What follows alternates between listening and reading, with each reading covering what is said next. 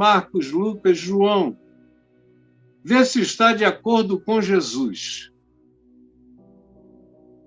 E aí você vê se tudo mais está de acordo com Jesus.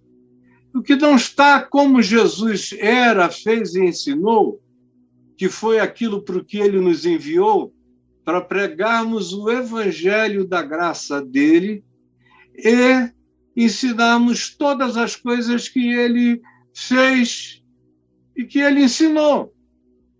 Nada além disso. A quem disso, além disso, é outro evangelho. E tudo tem que atravessar por esse filtro. Aí, quando você é assim, quando você pratica assim, não passa a idolatria para o lado de cá. Na transfiguração, tinha até um bocado de gente, que em Mateus 17, estavam lá Pedro, Tiago, João, Moisés, Elias, uma nuvem luminosa, mas ao final, a única coisa que ficou foi a voz de Deus falando com Pedro, Tiago e João. Este é o meu filho amado, em quem eu tenho prazer. A ele ouvi.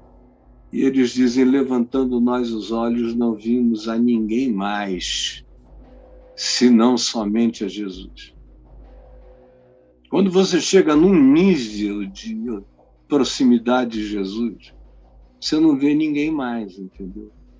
Eu sei o quão próximo uma pessoa está do entendimento, do cerne, da compreensão do Evangelho, é quando ela sabe, lê, absorve, busca, conhece, pesquisa. Não tem medo de aprender, ao contrário, tem prazer, examina todas as coisas, mas no fim retém aquilo que passa pelo filtro ético, o filtro de fé, o filtro do amor de Jesus manifesto no Evangelho. É isso. Isso cabe em qualquer dimensão e isso filtra os ídolos. Então, veja a primeira coisa acerca disso, que somente merece glória aquele que enche a vida de segurança. Olhe, em primeiro lugar, porque é fácil nos desviarmos dessa consciência. Verso 27 nos diz assim, ora, aconteceu que, ao dizer Jesus estas palavras, uma mulher que estava entre a multidão exclamou e disse-lhe, bem-aventurada aquela que te concebeu e os seios que te amamentaram. Jesus estava ali, mas ela preferiu procurar na cultura imediata, no ensino religioso. O teto dela era aquele. E é fácil, portanto, a gente se desviar da ideia de que a gente só tem que dar glória àquilo que traz segurança total à nossa vida. Aquilo que é. Porque é muito fácil a gente se desviar dessa consciência. A gente, sem querer, vai ficando psicologicamente politeístas. Eu conheço uma quantidade imensa de crentes que se tornaram psicológica e culturalmente politeístas. Eles dizem que creem em Jesus, mas eles dizem glória para qualquer outro mestre que apareça. Qualquer outro mestre. E se entregam e dizem que o cara é a cara de Jesus.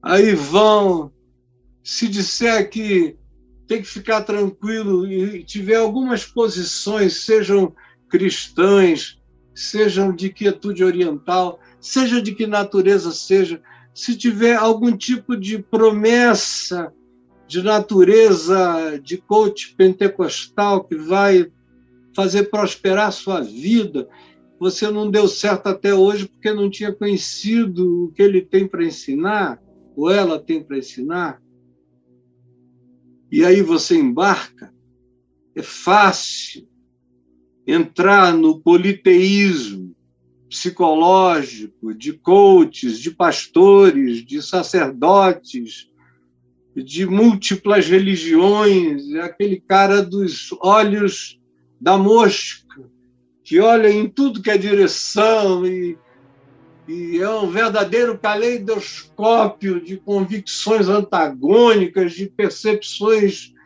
contrárias, mas ele diz que ele é a síntese e que Deus aí continua acima de tudo e que Jesus continua a ser o preferido.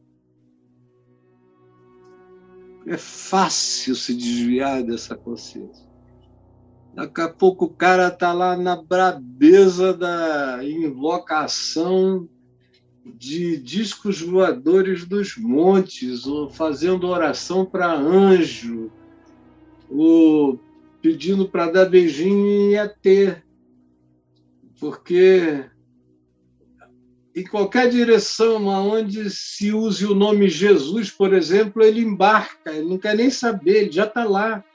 Ou se falar bem de Deus, ele já está lá. Pode ser até na igreja de Satanás. Se na igreja de Satanás ensinarem alguns princípios de equilíbrio relacional, ele vai dizer, poxa, a igreja de Satanás é legal pra caramba, porque ensina princípios de equilíbrio relacional. Enfim, não tanto faz. E às vezes a igreja de Satanás, por exemplo, nos Estados Unidos, ensina realmente princípios humanos melhores do que você recebe em algumas igrejas chamadas de Jesus por aí, que estão ensinando você a partir para cima do outro, descendo o cacete com ódio. Então é mais diabólico ainda, mas eu não tenho que dever louvor a nada que não me dê segurança à vida, a segurança absoluta. Eu leio a Bíblia a partir de Jesus. Jesus é a minha chave de interpretação, meu filho. Deveria ser a sua. Eu leio tudo da Bíblia a partir de Jesus. Onde é que Jesus disse que o Senhor está? Onde? O sacerdote viu o homem caído e pulou por cima dele e seguiu no seu caminho. O levita veio, olhou o homem caído, pulou por cima dele e seguiu no seu caminho. Vindo, porém, um samaritano andando no seu caminho, viu um homem caído e parou, e o ajudou, e pensou-lhe as feridas, e passou-lhe óleo e vinagre, e carregou-o no seu jumento, e o deixou numa estalagem, e deu dinheiro ao dono da estalagem, dizendo, toma essa quantia adiantada, e na minha volta, se ele tiver gasto mais do que eu deixei, eu te ressarcirei. Aonde é que o Senhor recebe oferta? Onde é o gasofilácio de Deus? Onde é? Agora. Com a consciência do Evangelho que eu digo que tem, que você diz que tem. Onde é o gasofilácio de Deus? Como eu honro o Senhor? Jesus disse, ó, entrai, benditos do meu Pai, tomai posse do reino que vos está preparado desde antes da fundação do mundo. Por quê? Porque eu tive fome e me deste de comer, eu tive sede e me deste de beber, eu estive nu e me vestiste, eu fui estrangeiro, forasteiro, foragido, e tu me acolheste. Eu estive doente, tu foste visitar-me. E então eles dirão, Senhor, não, infelizmente, nós nunca te vimos. Tu, Jesus, nós não sabíamos nem de ti. A gente morava em lugares diferentes. Nós nunca soubemos de ti. Não foi por causa de ti que a gente fez o que a gente fez. Jesus disse, não, foi por minha causa. Porque sempre que vocês ajudaram, levantaram, socorreram a qualquer desses pequeninos, a mim vocês me ajudaram. E aí eu poderia sair citando uma quantidade enorme de textos apostólicos, de Paulo, falando de ofertas para o sustento da pregação do Evangelho por quem prega o Evangelho. Você sabe que até o IV século, até a chegada do imperador Constantino, os que eram então os discípulos de Jesus antes de se transformarem no cristianismo, os que eram até então os discípulos de Jesus não tinham nenhum templo. Eles não tinham gasofilácio. Eles tinham gente de confiança. O livro de Atos dos Apóstolos diz que eles colocavam aos pés dos apóstolos, e os apóstolos entregaram depois disso essa missão para um cuidado de uma comissão de serviço. Os garçons da graça, chamados de diáconos, que é um garçom, é um servo, que pegava o dinheiro e se encarregava das necessidades dos órfãos, das viúvas. A prioridade era a necessidade humana, prioridade absoluta. Era para a pobreza. Depois vinham aqueles à nossa volta, com dificuldades. E também a ajuda àqueles que estavam indo para outros lugares, atingindo pessoas que eles não podiam atingir, como era o caso de Paulo, que era um ser na estrada, na highway, pregando o evangelho em lugares onde eles nunca tinham ouvido, e os cristãos dos lugares anteriores jamais chegariam com facilidade lá, ou talvez nunca chegassem.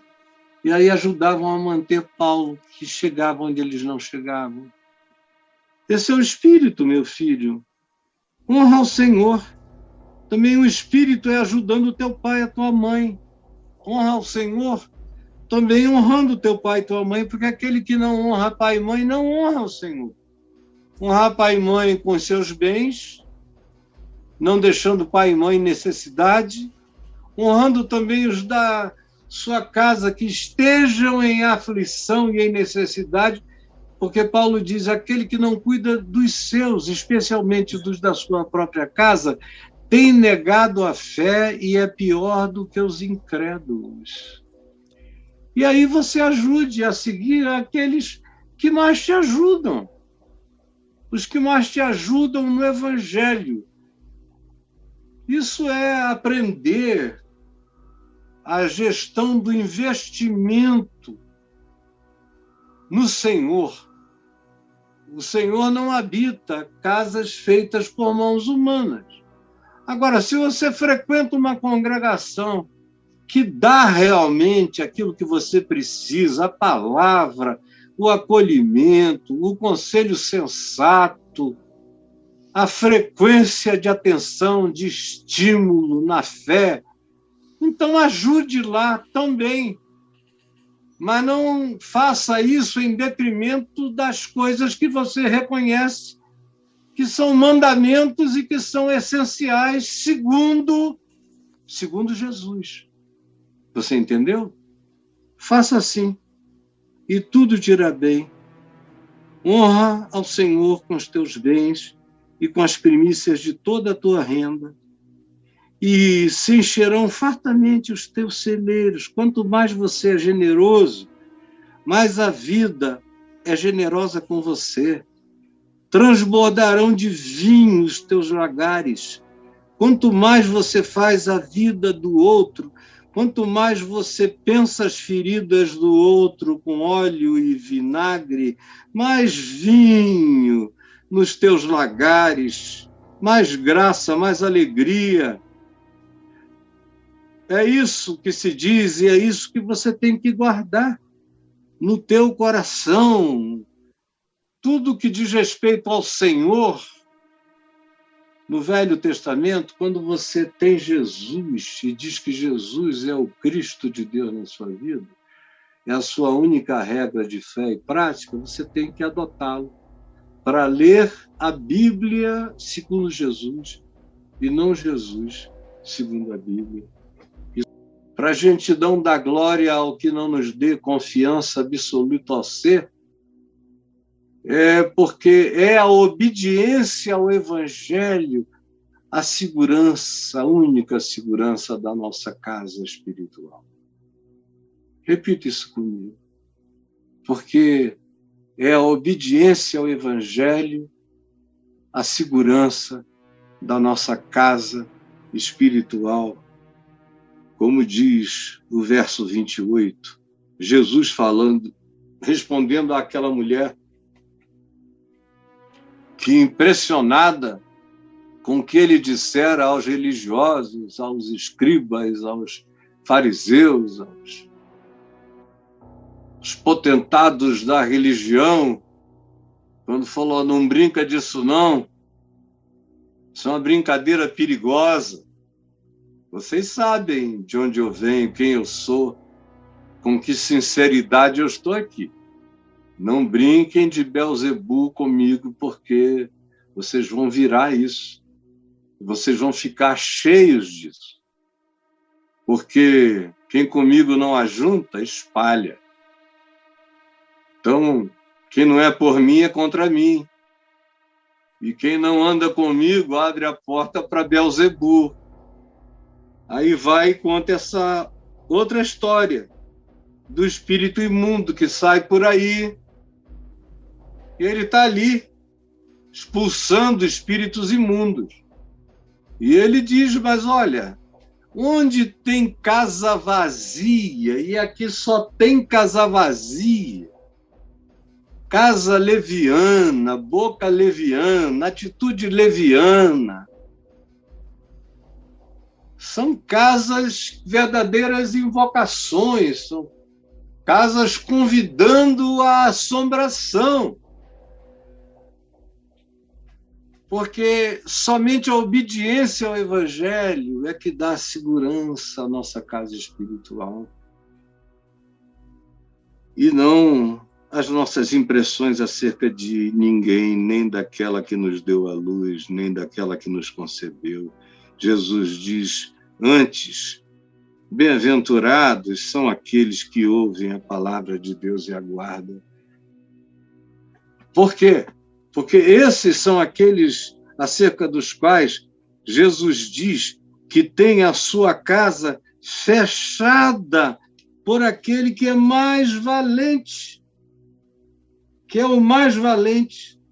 Versos 21 e 22.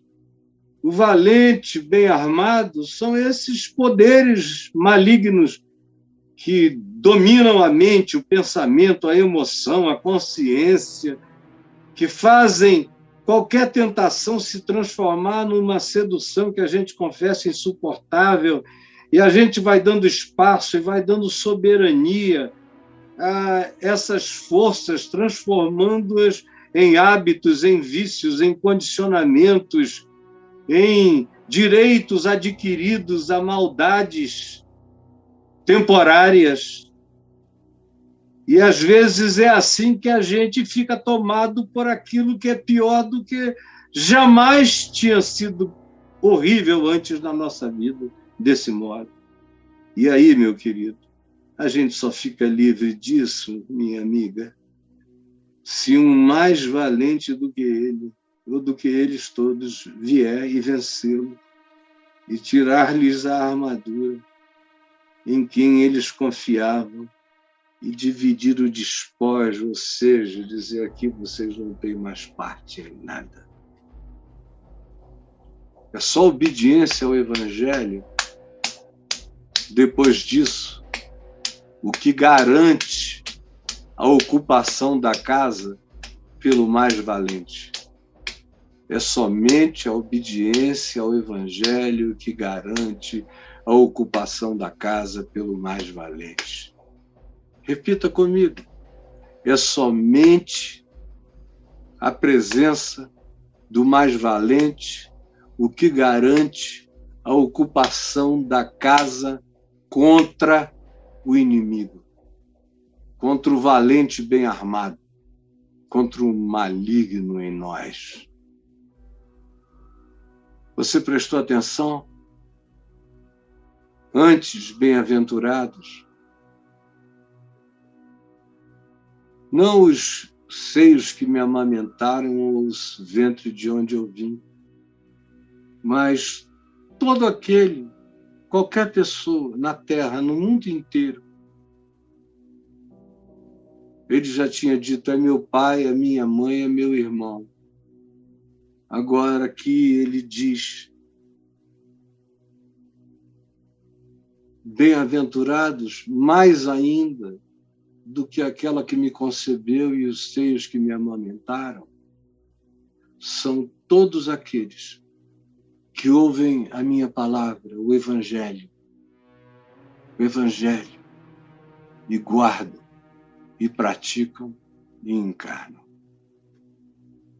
Porque é isso que realiza definitivamente a ocupação do mais valente que expulsa o valente oportunista bem armado, que é aquele que instila e em nós propõe cada vez mais essa leviandade, porque diabolos, é aquele que divide, que vai partindo. Se ele puder, você se torna uma legião de opiniões sem ter nenhum fundamento de paz para a sua alma. Vamos parar com isso tudo. Que tal fazer de Jesus o seu coach? Ele é o meu coach. Ele disse, a ninguém chameis de meu guia, de meu coach, de meu técnico, de meu estrategista de vida. Não. O Evangelho tem um tempo e tem um modo, tem uma prática. A estratégia é de Jesus, o modo é o de Jesus. A hora é hoje, é todo dia.